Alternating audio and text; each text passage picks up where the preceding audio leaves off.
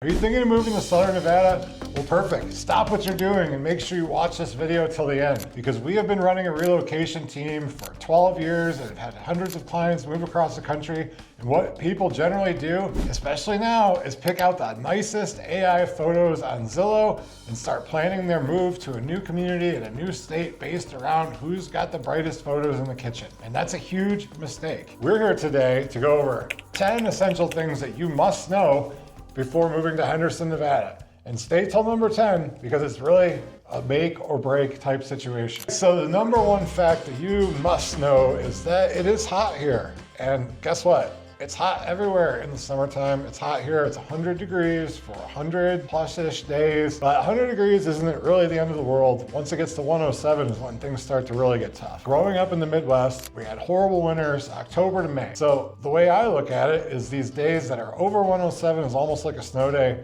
You're gonna only do the essentials like go to work, take your kids to school, come back in. And here's what we have that didn't have in the Midwest. I grew up in an attic with no air conditioning, fan facing the wrong way, fall asleep with it on my face, and my grandparents would come turn around to suck the warm air out. And it drove me absolutely crazy.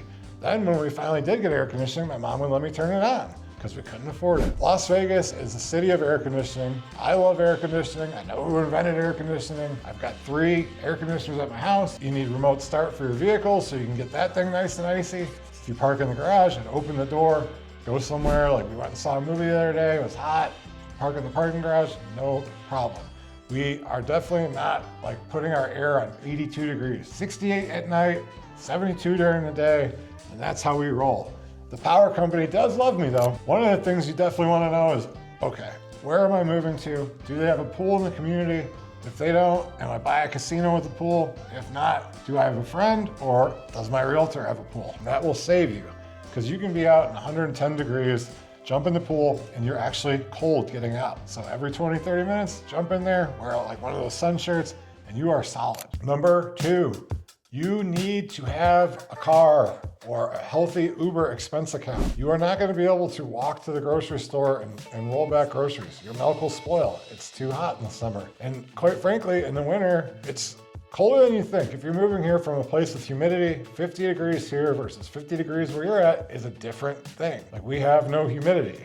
It makes a whole hell of a lot of difference. And especially if you need to go to work or something like that, you're not gonna be able to wear nice clothes, walk even 500 yards, you're gonna be dripping sweat in the summertime. So it just does make an important decision of like where you're gonna move, and how we like to structure things is from the outside in. We're gonna pick your neighborhood, and every neighborhood is gonna have like your primary couple grocery stores, the gym, like your haircut place, you know, all your basics, gas station, and that's kind of where you stay. There's a couple hundred different bubbles around the city, but you pick the one that's best for you. Number 3 is something that like needs to be brought up. We get a lot of calls like, I want an acre with no HOA and I have $300,000. Well, most places in Las Vegas have HOAs, and that is the reason that 30 and 40-year-old master plan communities still look livable and nice, and they have trees and things are well kept. Like I get it, people don't like the HOA, it's a joke, defund the HOA. I'm actually on the board just because like I want to have some say over what's happening in the neighborhood, but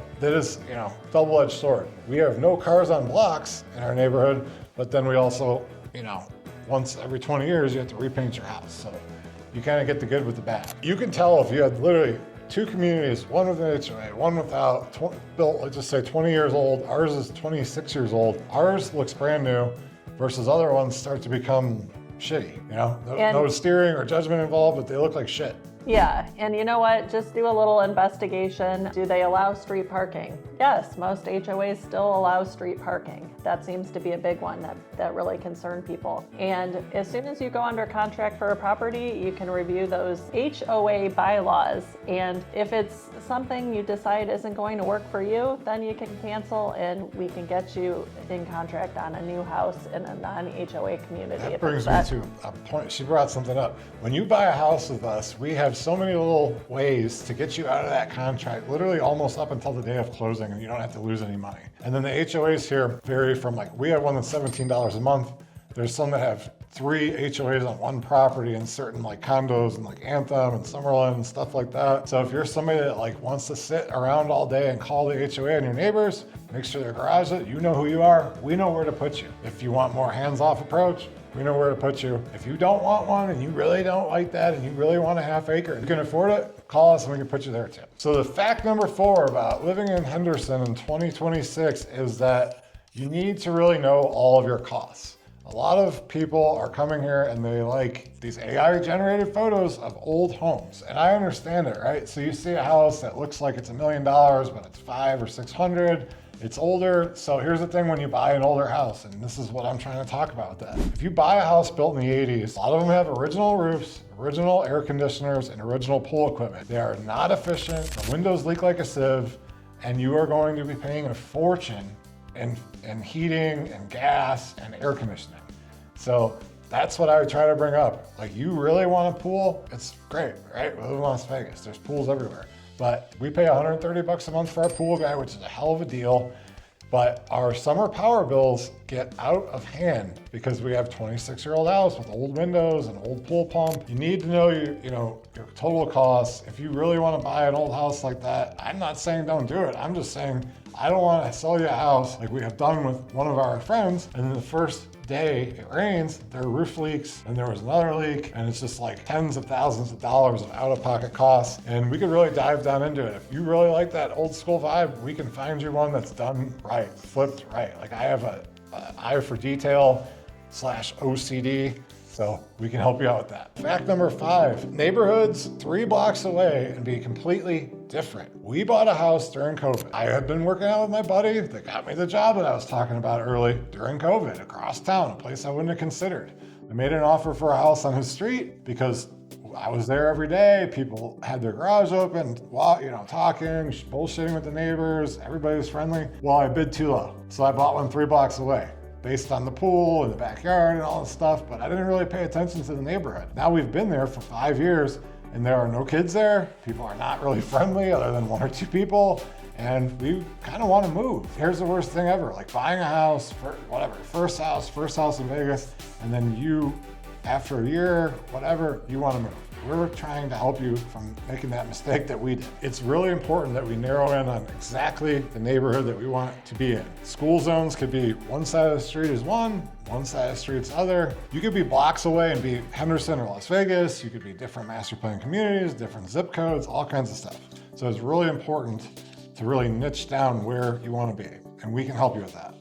Absolutely. Fact number 6 of living in Henderson in 2026 is that we are right by the Strip. So here is my experience in Las Vegas. I moved here 20 years ago when I was 24 years old. Random place, lived in this crappy apartment with my friends. I came out the second night to go see the cast of Entourage at a nightclub. I'm waiting in line. 2 of my teammates I played college football with back in Kent State, and they come and say, "You are no longer waiting in line, and do you want to work here?" So I got pulled out of line, handed a bunch of free... He was dazzled. Yeah. Handed a bunch of free drink tickets, and Kim Kardashian was there that night, Paris Hilton.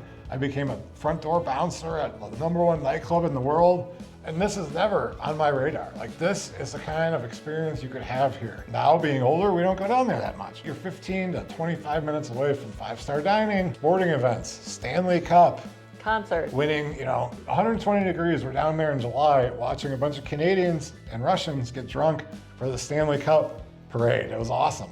We have the Raiders. We'll see Fernando Mendoza. Can you pull it off? We'll see.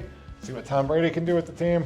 But you're right by this, but you don't have to deal with it. You just take an Uber down there or go on a little staycation.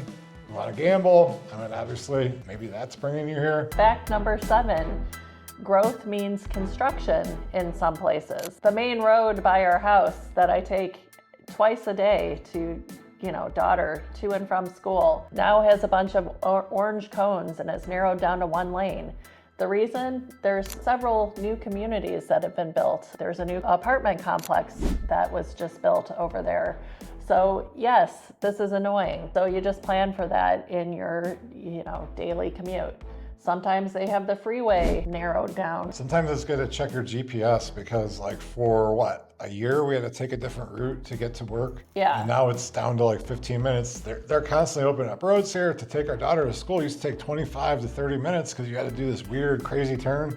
Now it's like 17. So Oh like, yeah, because of the Jones Bridge. Yeah. You just plan for this. Like there's always alternate routes. There's different back roads you can take. You don't have to get on the freeway in most cases. You can just take the back roads. Fact number 8, transplant-friendly culture helps you integrate fast. What it means is if you have a license plate from California and you go to Denver or to Texas and leave your car in the parking lot, people will put, get out, go back home.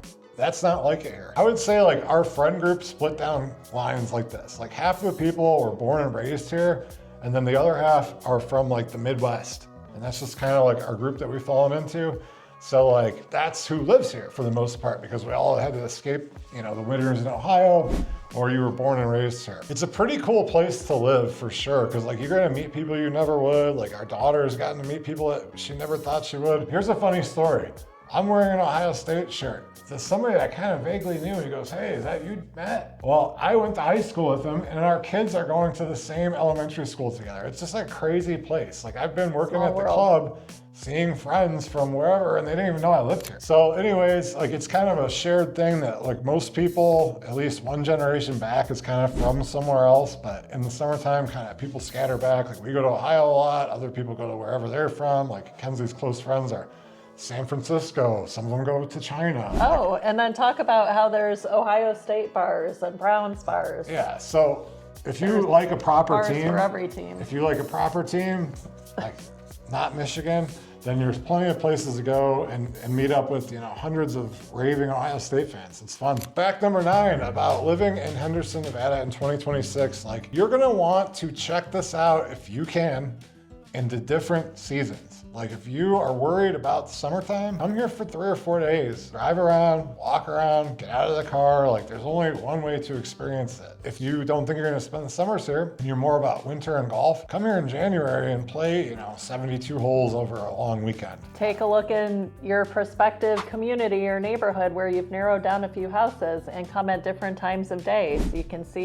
you know, what it's like when the kids get out of school. I would say etc. that's gotta be our number 1 tip that people don't ever listen to. They get offended by it, but it's like, hey, we're looking at these 3 communities. That's perfect. Go grab coffee at 7 o'clock in the morning. See the kids getting on the bus. It's really gonna save you from picking the wrong neighborhood if you're willing to do these things and you really get a feel for it, like just kind of cruising around. And what we do is we offer you a self-guided tour. Like after we do our Zoom call with you, the number below, we'll figure out, okay, these are 4 communities you wanna see and narrow it down.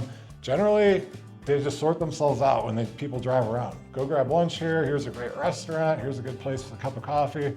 This place has really good donuts and ice cream. So you can kind of take it at your own pace, you know, no steering, no judgment. Like you know how things feel to you. And then we can help you pick the perfect house. But this is definitely a huge, huge, huge thing. The number 10 fact is like you really need to figure out what kind of lifestyle you want to live. Do you want to be on the strip to be able to walk down and play a hand of poker? Do you want to walk outside Tuesday at 8 o'clock in the morning and see people hiking and people walking their dogs, kids getting on the bus? You need to figure out what's best for you, but we can help you do that. Like we are the source of information, but we don't know you. You're the perfect house picker for you. But when we talk about what kind of family you have. Like, do you have kids? Do you not? Are you thinking of, I need a condo, I need this, I don't want any maintenance. Are you gonna be working from home? Maybe we need to add some bedroom. What do you like to do on the weekends? There's endless possibilities for recreation here. We have whole videos on that. And then in the long run, like, are you gonna be here for 3 years, 5 years, 20 years? Like, do you want to buy a home and turn it into a rental property? We are here to do all that, to take care of everything. Literally, like, it's such an easy thing to do. Just text us and we will take you from 0 to keys. hero. To hero. So once again, thanks for watching. We look Thanks for forward to hearing watching. from you. Call us and we'll do that Zoom call for you, even if you're a couple years out. You know, there's really nothing worse than moving to a place that you're gonna hate in general. So like we may be able to rule this out with a 20 or 30 minute call. Not a problem, you know? We have people all over the country to serve your needs. So keep watching and I look forward to hearing from you.